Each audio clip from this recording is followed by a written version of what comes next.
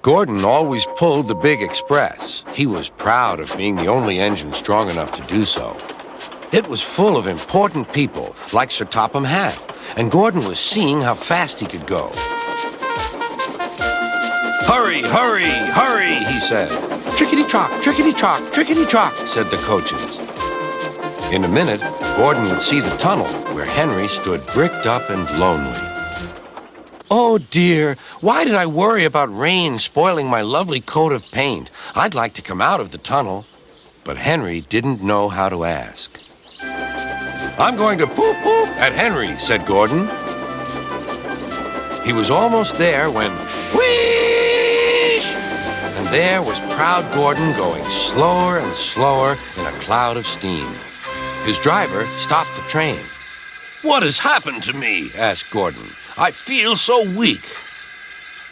"You burst your safety valve," said the driver. "You can't pull the train anymore." "Oh, dear," said Gordon. "We were going so nicely, too.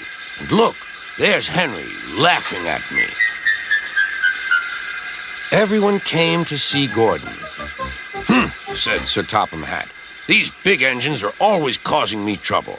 Send for another engine at once."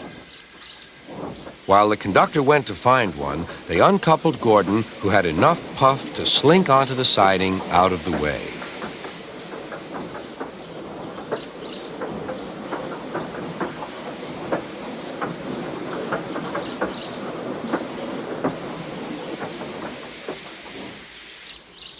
Edward was the only engine left. "I'll come and try."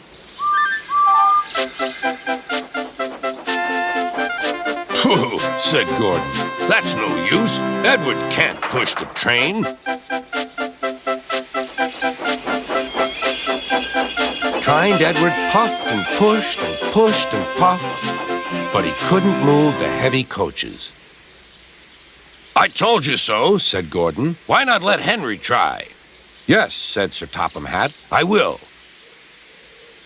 "Will you help pull this train, Henry?" "Oh, yes," said Henry.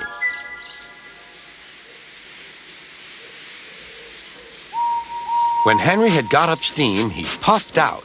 He was dirty and covered with cobwebs. "Oh, I'm stiff, he groaned.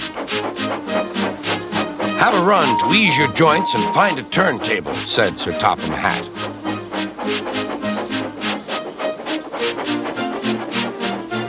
When Henry came back, he felt much better. Then they coupled him up. "Beep, beep," said Edward. "I'm ready." "Beep, beep, beep," said Henry. "So am I. Pull hard, we'll do it. Pull hard, we'll do it." They puffed together.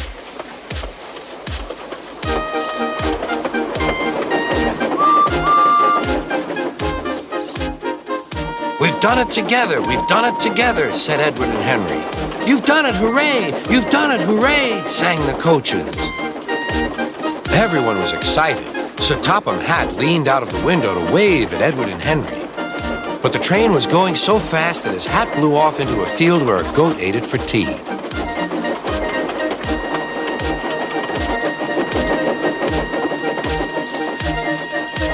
They never stopped till they came to the station at the end of the line. The passengers all said thank you, and Sir Topham Hatt promised Henry a new coat of paint. On their way home, Edward and Henry helped Gordon back to the shed. All three engines are now great friends.